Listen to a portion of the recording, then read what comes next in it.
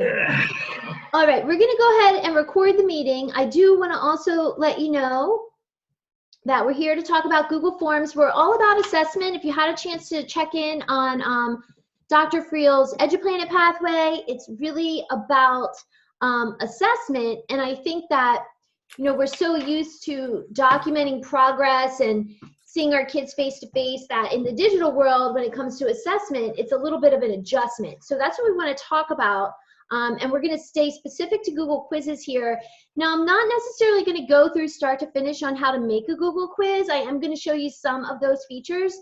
But I do want to remind you that on the distance learning support site, we have information about Google Forms and quizzes.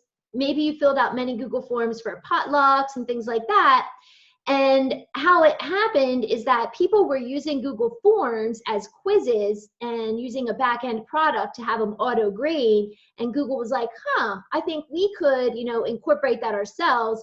And now they made Google Forms accessible in a quiz format. So if you have previously made Google Forms for your students, you can turn those into quizzes very simply. And I have those directions right here on the site. You simply go to settings and go to the quizzes tab and say, make this a quiz. And then you're able to do a lot of different things simply besides just collecting information. Things like giving point values, providing feedback, and of course, auto grading. I think in the age of digital assessment, when it comes to the different grade levels and the different topics that we're working on with kids, we really are so used to being able to give them like a comment right away to help redirect their learning that now in the digital age, there's a little delay in them getting feedback. So we are recommending a few digital options that can help you maybe manage your workflow, but also help the students get feedback more rapidly. So those are some of the things I want to talk about with Google Quizzes. But before I do that, I want to give you the chance to unmute yourself. Maybe if you have any questions or if you have any experience so far with Google Forms for the benefit of the group, I think that would be really great. So I'll give you like a couple of minutes. You can just unmute and let us know what you're doing now with Google Forms. You know, one of the things that we're doing is we have like a daily oral language sentence to be corrected. And then there's like pick a word from which one's misspelled just for like some spelling help. So it's a real simplistic form with 2 sentences and 2 words with multiple choice. Sometimes, however, it compares it against the right answer and everything is there that's right, but sometimes it's not. It's showing it wrong, so the kids think it's wrong, but the parents are looking at it saying it's right. Do you know anything about what causes that? I would have to see that, but if it comes to capitalization and punctuation, that could be one of the issues versus it being, you know, answer A or answer B. If it's a capitalization issue, like I've never seen anything in the form settings that say, hey, grade this based on case, you know, sentence case. So that would be something I would be unsure if the form will actually grade for, or if it ignores capitals. Like I would have to kind of analyze and see which things you're getting the error on. Yeah, I didn't know if it just did a character by character analysis of this is what belongs in this place. But when I looked at what the children had done, their answer was exactly what the answer was supposed to be. So, and it was typed in that way as the correct response should look like this, and there it's matched right up. So I didn't know if it sometimes has some glitches or what that might be. I would have to do that form myself. That would be my best way, or you know, you do it yourself, and then that way you can see exactly what's going on or not going on. Okay. That would be my recommendation, to be able to analyze exactly what the issue is there. Okay. All right, anybody else? How you're already using Google Forms, quizzes, and what questions you might have for me today? Second grade used the Google quizzes for science, and we only had like maybe 2-3 questions at the most. But we noticed that with some of the quizzes, and we don't know why, we had make a copy for each student, but we got the results for all of second grade. Yep. So I would have to help you with that individually. Let me say that when you are using the Google quiz as an assignment in Google Classroom, it's not making a copy for every student. The key there is if, say for instance, Kathy created the Google form and I wanted to use it with my students so that I get my results, I have to have my own copy of the form. When we reused it, does that not make it ours? Only if you are doing this in Google Classroom, that when you click reuse assignment, there's a checkbox at the bottom that says make copies. That has to be checked. It was. Well, I would have to see that because that should do it. And if it doesn't, then I send everybody to the original form. And what you do is you go to these 3 dots up here in the upper right and you say make a copy. And then you literally know that that is your copy. So the person would add collaborators right here. And then when you get the notice that you are now a collaborator on the form, you go to those 3 dots and you make a copy right here, make a copy. And then, but then you won't be able to reuse the assignment link. You would have to change it with your own link by clicking on send and getting the link here. So that's something that we should work on as a team, your whole 2nd grade team, because it is frustrating to have a form and then find out that your responses went to another teacher, Kelby. You're not alone. How does that make you feel better? You're not the only one. It didn't do it for all of our quizzes. You did it last week, and we can't figure it out because we went in and fixed it because it didn't have that box checked, and we checked the box. Well, each person has to check that box themselves when they reuse the assignment. Oh, well, you have to check it. Every person on your team, when they click reuse, you have to make sure that's checked. Okay. And I did that, but I still got everybody else's responses. That's because they didn't check the box. Oh, okay. So you're good, and they're not. I don't think people know that. No. We had They told us just to make sure that it was checked, but I went in and checked all of the science ones, but I didn't realize that everybody else had to do that too. Oh, everybody has to check that box themselves when they reuse the assignment. Okay. Yes. Yeah, we had 153 or 158 responses. So I know that there's several classes that did not do that. So my suggestion for that down the road, and I actually have this, I mean, I know this is a problem, so I put this on our site today, literally, to make sure that if you're not going to be doing that you should have a box on your form for the kid to enter their name or their teacher. Like if you're 2nd graders, teachers, you could put a drop down with all the teachers' names and the kids could just pick the teacher, and then you could sort the form and at least you would see your kids. That's another option. So if we have 153 or however many it was, why wouldn't it be more? Because other people checked the box and made a copy of the form for themselves. Yeah, but there's others that did not check the box and make a copy. So shouldn't they have the same problem we have if there's other people that did not do that? Only the person who created the form will get all the feedback, all the entries, if the other people did not make a copy. So say you made the form, Chris, to start, you made the quiz, and you shared it with 20 teachers. If 10 of those teachers made their own copy, you're only going to get the responses for the 10 that didn't. Okay, but Joyce and I didn't make those quizzes, and we're still getting everyone else's responses. Well, how about if you and Joyce set up a separate appointment with me so we can look at that individually? It's better to look at it concretely than to talk about it in abstract. But I know we can solve the problem. Okay. Well, it's in the past now, but hopefully it's not going to happen for the rest of them. Well, let's not stick with hopefully. Let's figure it out so it doesn't happen. Okay. That's what I'm saying. So let's set that up. All right, and I see Hannah wanted to talk about feedback, and that is absolutely on my agenda for today. So those might be some advanced things that you didn't realize you could do when you're on your forms. So let me show you that I found an awesome blog post today right here, and they have all these formative assessments in a Google folder right here, okay? So the deal is when I go here, just like I said, I'm going to make a copy, and I already made a copy of the math quiz.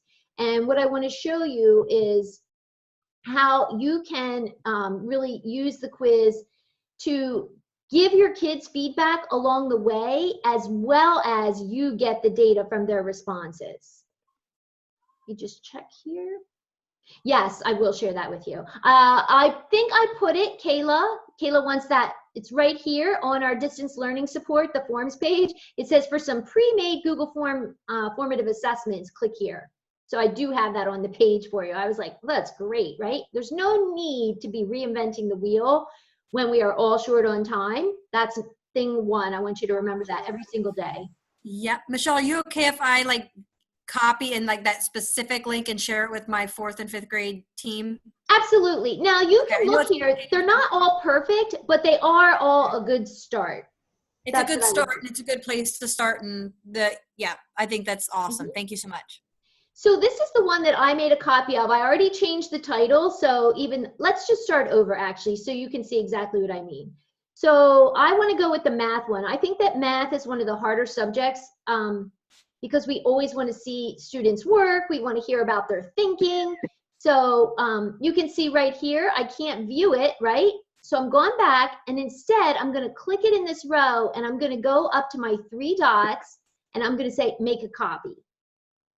And then it's going to make a copy of that quiz for me. So anytime you open a quiz, if it says you don't have access, then you need to figure out how to make a copy, which I can help you with. So let me get my copy open. I'm going to go back to the one I was already working on. Here it is. And this quiz, let's look at it to start. So the eyeball up here is the preview button. And I'm just going to show you what it looks like. All right. So I have information at the top. This form is collecting the email address. I think a lot of people miss this step. In your settings, you want to make sure that you are collecting the email address. And if you're not, then you need to have a name box on your form so you know the student name, okay? They're most likely logged into Google already, especially if you're using Google Classroom, so you may as well just collect the email address. Plus, if you give them the first name box and they type it in, you can never be 100% on what they're actually going to type in. You're going to leave this restricted. If it's people at Southwest, if you're sending the form to parents, you need to uncheck this. We're going to be looking at the quiz part. We already have this slid over. So we're going to be back here again looking at this information so we can see about the feedback that kids are getting from our Google quiz. So that's all in the gear in your settings here. So question 1 is a short answer. This is not required. So you always want to make sure you're requiring the questions that you absolutely want answered or they could skip it. This is short answer. And anytime you have a quiz, you can see right here, here's the answer key. So in the answer key, you set your point values. You put in your correct answer. In this case, it's 16. Only one correct answer for this one. Any other answer will be marked incorrect. And then I put in a feedback video about finding percents for missing total. So when this goes to all the students, whether they get it right or wrong. That I think is one limitation of the feedback here is there's no way to distinguish who gets the feedback, right or wrong. So you might have to, in your form description up here, let kids know, you know, after you do the question, you're going to get a link or a video to help either help you figure it out better or help, you know, extend your learning, however you want to say it, so they realize they're going to be getting feedback. Which option would you choose in the image above? I did the same thing here. You have to click first. I see here's my answer key, and I put in a video for help. Now let's go down to the next question. A baseball player, these are more math questions, right? Answer key. And here is where I would give my feedback. We're going to talk about that for sure, Andrea. So in your answer feedback, you can put in a link. So you could, if you already have a Google Doc or Google Slides or something like that, you'd be able to just paste the link in with any text. So for instance, I'm just going to fake it. Right? I'm going to put that in and add it. And then I could also, you can search for a YouTube video, or you could put in a link you already have. I'm just going to search. Oh, we'll go with this one. and then save. So now this has feedback for all answers. I did a little research because I thought, I know in a lot of learning management systems, you can provide feedback that's different for right or wrong answers. In this case, you're only providing feedback for everybody. Now, Andrea asked, is it immediate? So let's take a look in our quiz settings. After the grade, you're going to immediately release. If you have short answer questions, I would put this on later after manual review. And the question is, what do they see at the end? Missed questions, correct answers, point values. So those are your settings. Let's go over and take a look at this quiz from the student point of view, right? I think that's one of the limitations we find is we're like, what's it really going to look like for students, right? So I have my student ready to go, and I remember the answer for this was 16, but I'm going to put 14, and notice I'm not getting any feedback yet, so let's keep going. Well, I was going to try to see that chat. Okay, here we go. Which option would you choose in the image above? Explain your answer.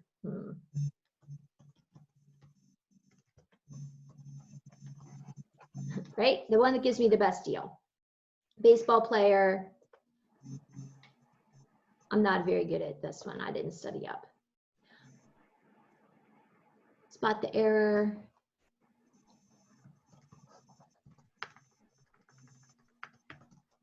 Now, this slider here, send me a copy of my responses, is slid off.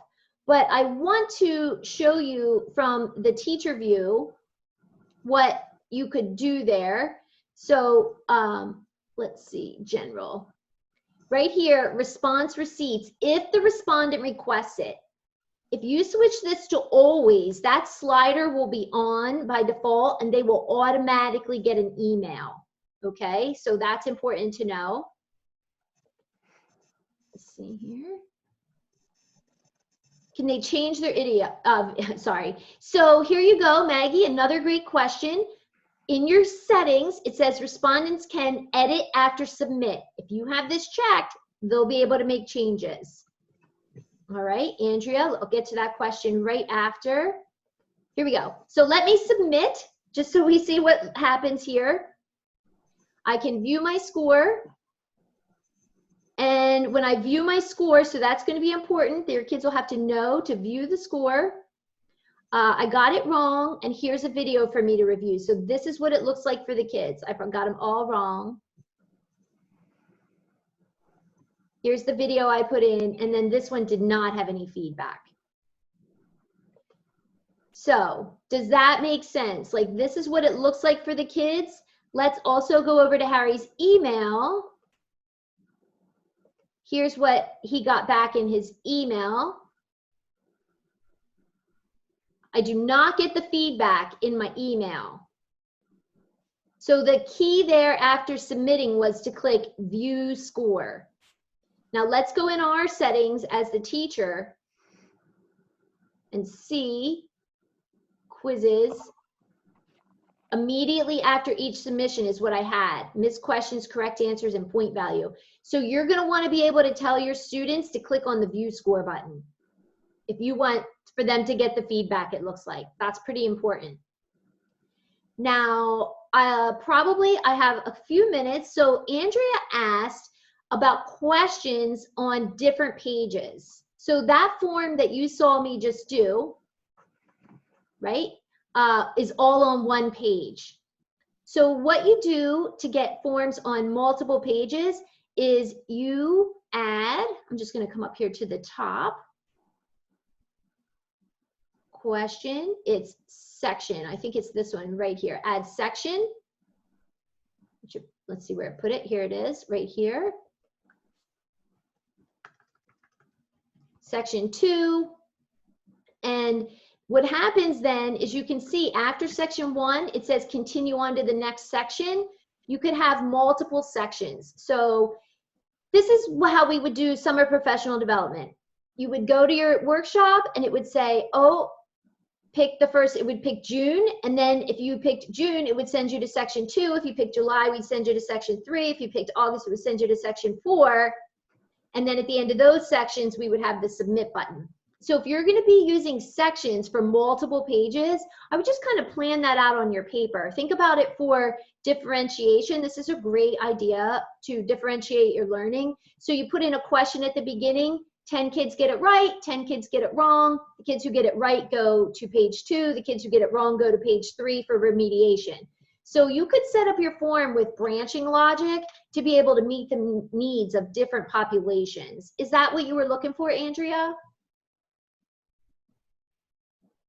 Yes, thank you. I would definitely plan that out on a piece of paper first so that you make sure your sections are all, that you're always going to the correct page because it can get a little confusing.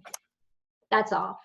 I was also just wondering if you can embed the feedback so that as students are taking the quiz, they get it like after section 1. I guess you would just need to make the feedback in section 2, right? Right. You could, instead of adding a question, you can add an image or you could add a video. So you could say, go to the video, right during, but you can't really direct that necessarily based on right or wrong. Okay. But you could use the branching option, that's what it's referred to be able to provide learning opportunities as they're working through the form. Like answer this question, watch this video, answer the next question, and you can have them on separate pages, or you can go ahead and just have it in one long page. That's a good idea. That would really help along, I think, because I know everybody's working with different levels, and rather than make 5 different forms, if you could master the branching, I think that would be probably ideal. I would do it small. I would start small and then work up from there. You know what I mean by start small? Like don't make it 20 pages to start and then find out you have a problem on page 5. Just start with like 3 pages. That's the bulk of what I wanted to share with you today. I want to remind you a couple of more things about the settings, because this could trip you up. I already said you want to make sure and collect email addresses or have a name field. You can restrict it unless you're sending it outside. Limit to 1 response. I don't think you have to worry too much about that one. Edit after submit means they can change their answers.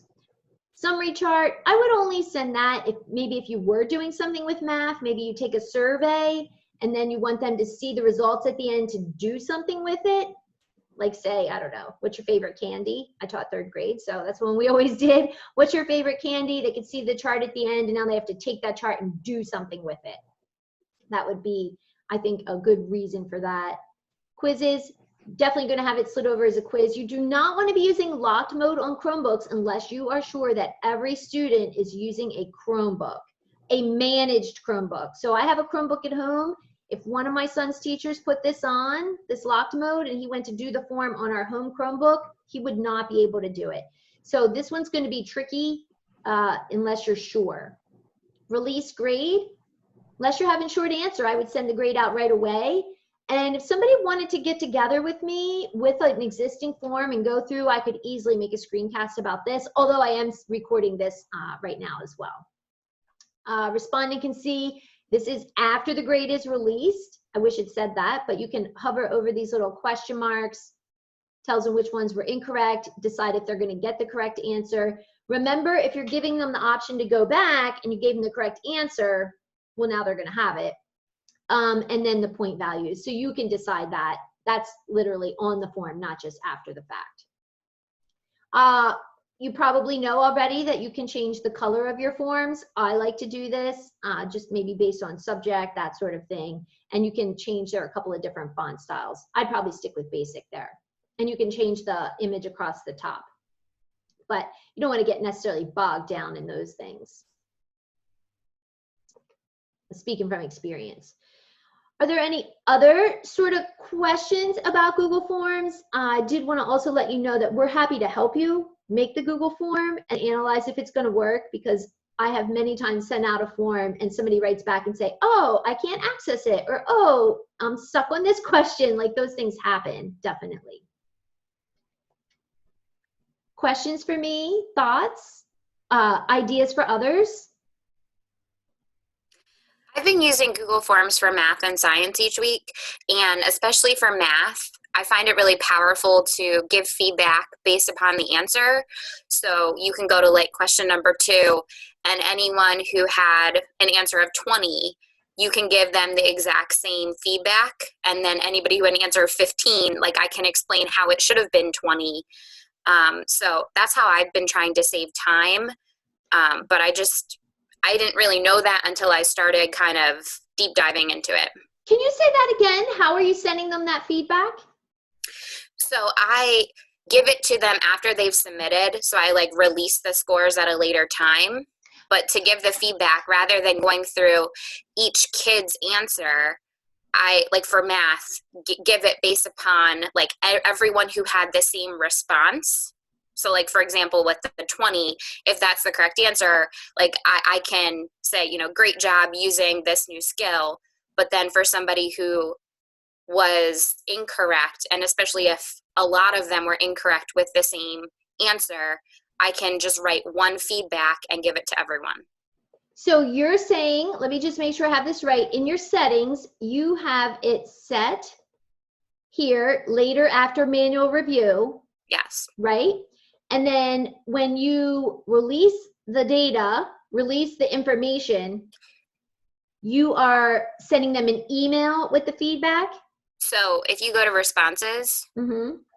and go down to question, so yeah, so you only have One respondent. one response. But if there would be like 6 kids who had the answer of 14, I'm giving feedback, one comment that will duplicate to everyone who has 14. All right, well, that sounds great. You're putting it right here? Yes. All right, well, that's excellent. So that's a great tip. So instead of immediately releasing the feedback, we want to set the setting to later, head in here to responses, and it would show me for this particular question, how many kids got whichever answer. And then when I come down here, I would be able to send that feedback to the 15 kids who got answer A. Right. Ooh, that's great. I haven't done that. That's good to know. And it really only works well for like a very simple answer, but it saves me a lot of time, because before I was like copying and pasting like repeatedly. And at least with this, it's kind of like one comment and then it just applies it to all. But like for my students, I told them like the score will be 0 out of 0 since elementary is not grading. And like I had to teach them like check your email, look at your score. But that's what I found helpful. Oh, I think that's really, really great. I probably will fill out my form a little more and find an individual video on just that segment, because I think that would be super beneficial for a lot of teachers to streamline their feedback process using Google Quizzes. It's really great. Michelle, that would be like fantastic. Sorry, I have my camera off because I just have children running around all over. But that would be awesome, especially what we talked about this morning. Like that makes it simple. I don't think for like open-ended, but like if we could narrow it down to a very short, simple response, almost like math. Mm-hmm. I feel like ELA could use that too. Yep, I'm just going to write that down so I make sure I have that. Thank you. That's great. I think these sessions are super great for being able to, like, we definitely don't know it all, and it's hard for any one person to know it all, but to be able to come together and share information with each other to just make it more efficient, and I think maybe less stressful for everybody. I'm sure everybody has a certain level of stress at any given time, but if we can help lower it for each other, I'm all about that. Any other questions or thoughts? I know it's lunchtime. Hey, Michelle, I think that also works for the immediate response. I haven't checked in on it, but Wendy and I put we left it at immediate response, and we have the feedback, whether they've gotten it correct or not, and why they may have gotten it wrong. So I'm not sure it has to be the the one that is not immediate. I would have to test that because I didn't see that I could leave different feedback for right or wrong in advance. I thought it only looked like you could have one feedback. We had to click the answer feedback again, and then it would drop down to that. All right, well, let's look at it because I definitely want to know exactly what you're saying here. So here's my form. Here's my question. And I go to my answer key and I give answer feedback. Feedback 1. That's feedback for all answers. But I don't see a way that I could give feedback just for right. Maybe it was only the multiple choice ones. That's what I'm going to see here. I'm going to look at that right now. Like this one, feedback for all answers. I'm going to have to look at that because that for sure, but I haven't been able to get that option myself. But I'll take a look because if you can provide feedback for right and wrong automatically, I think that would be, you know, obviously amazing. I wanted to go ahead and say that you can go ahead and add feedback for correct and incorrect answers. So when you have a multiple choice or something with multiple choices for responses and you're in the answer key, you can provide feedback for incorrect answers and correct answers. So that's the key to being able to give multiple types of feedback for correct or incorrect answers, is that you want to make sure that your question has a different type of choice, that it has right answers and wrong Larry answers. Asks, when I make a Google quiz in an assignment in my Google Classroom, does the quiz automatically go to Google Drive? Yes, it will. So you can go over to your Drive and go to recent if it's quick enough, or you can come up top here and say, show me all my forms and search, and you'll see all your forms in your Drive right here. So definitely, nope, you don't have to send it over. It'll go there automatically. Thank you. Sure.